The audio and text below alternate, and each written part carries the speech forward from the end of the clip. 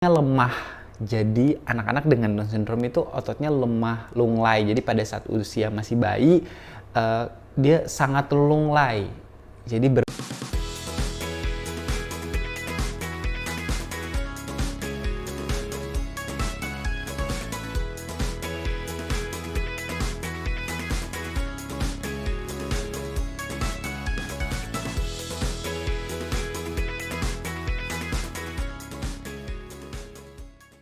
Assalamualaikum warahmatullahi wabarakatuh.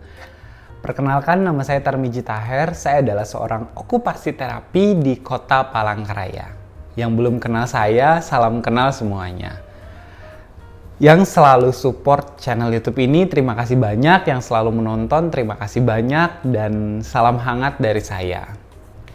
Di video kali ini, kita mau sama-sama mengenal diagnosa yang disebut dengan Down syndrome. Jadi di video ini kita mau mengenal diagnosa Down syndrome dan okupasi terapi ngapain aja sih pada kasus anak dengan Down syndrome.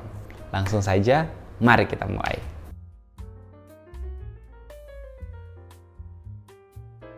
Oke, Down syndrome. Down syndrome ini adalah salah satu kondisi di mana kondisi anak yang disebabkan oleh kerusakan kromosom 21. Nah, kromosom 21 ini tidak berfokus pada gender. Jadi, bisa saja yang terkena Down syndrome itu laki-laki ataupun perempuan, seperti itu. Jadi, semua jenis gender bisa terkena kasus dengan diagnosa Down syndrome ini. Penyebab utamanya apa aja sih? Nah, penyebab utama Down syndrome itu banyak diklasifikasikan oleh beberapa peneliti.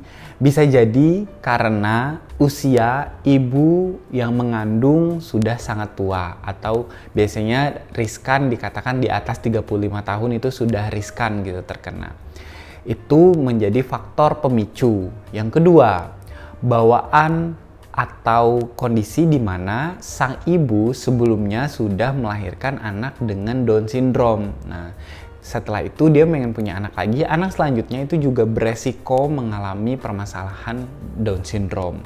Yang ketiga, itu adalah orang tua, baik itu bapak ataupun ibu yang memiliki gen dengan kondisi Down syndrome ini. Nah, itu faktor-faktor pemicu bisa terjadinya Down syndrome ini. Oke. Nah, bagaimana sih di Indonesia kasus Down syndrome ini? Di penelitian, ada salah satu penelitian nanti saya masukin di sini, itu hampir 300.000 anak dengan permasalahan Down syndrome. Jadi di Indonesia lumayan banyak nih kasus dengan Down syndrome. Sedangkan di dunia, lebih dari 8 juta anak mengalami kasus Down syndrome ini. Seperti itu. Down syndrome bisa dihindari sedini mungkin. Jadi karena kita mengetahui faktor-faktor pemicunya. Seperti itu.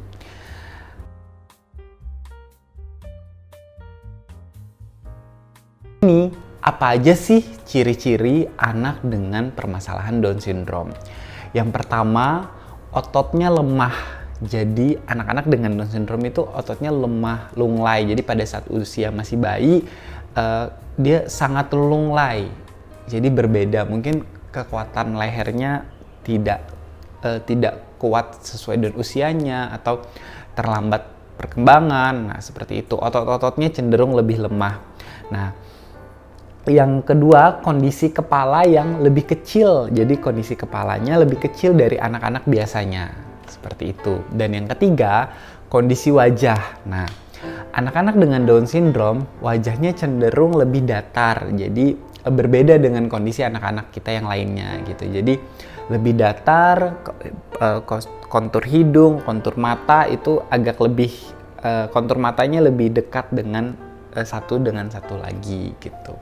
Terus bagaimana tangan dan kaki? Nah, jari-jari tangan dan jari-jari kaki anak-anak dengan Down syndrome itu lebih pendek. Jadi ruas-ruasnya lebih pendek nih. Terus ujung-ujungnya cenderung lebih tumpul. Jadi tidak kalau kita kan jarinya ada lancip begini, nah itu lebih tumpul. Nah, terkadang juga pada jari kelingking anak-anak Down syndrome itu cenderung lebih agak melengkung ke dalam. Jadi lebih agak berbeda seperti itu. Nah,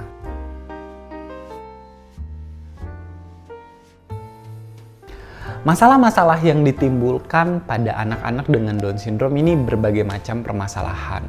Yang pertama, bisa jadi kesulitan aktivitas kehidupan sehari-hari.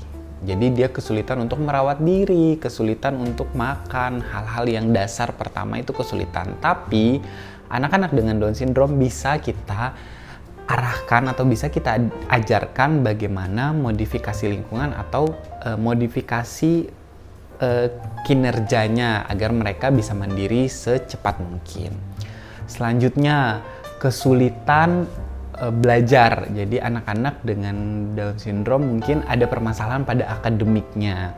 Nah, yang kedua, yang selanjutnya, yang ketiga, perlindungan diri.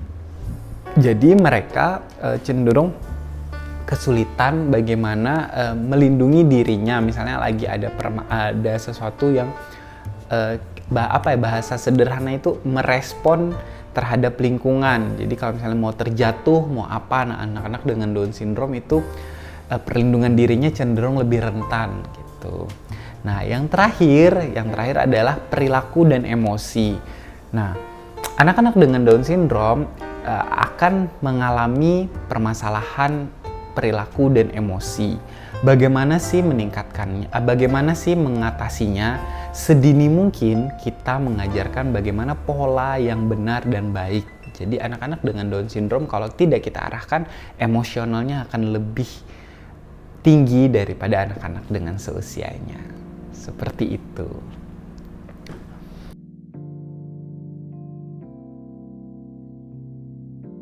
Oke. Apa sih yang dilakukan oleh okupasi terapi atau terapis okupasi pada kasus anak dengan Down syndrome? Nah, pada kasus ini sebenarnya ada berbagai macam lintas profesi yang akan membantu anak-anak kita dengan permasalahan Down syndrome. Baik itu fisioterapi, okupasi terapi, dan terapi wicara. Jadi di okupasi terapi kita membantu untuk memandirikan anak-anak secepat mungkin dan sedini mungkin. Dan membantu permasalahan-permasalahannya. Misalnya keterbatasan ototnya, kelemahan otot, atau perawatan dirinya bagaimana, kemampuan akademiknya. Nah, kita membantu untuk meningkatkan kemampuan-kemampuan itu dengan satu analisa aktivitas yang bertujuan. Nah, tiap anak beda-beda bagaimana sih treatmentnya itu berbeda. Karena anak-anak kita satu prinsipnya, anak-anak kita tetap unik dan berbeda dari anak satu dengan anak yang lainnya. Jadi di kasus ini, terapis okupasi membantu bagaimana anak-anak ini sedini mungkin lebih bisa mandiri, baik secara makan, mandi, apapun aktivitas kehidupan sehari-harinya, sampai bagaimana dia bersekolah, seperti itu. Mungkin itu saja videonya. Kalau ada tambahan boleh di kolom komentar, kita bisa berdiskusi. Saya tutup. Assalamualaikum warahmatullahi wabarakatuh. Semoga video ini bermanfaat untuk kita semua. Bye-bye.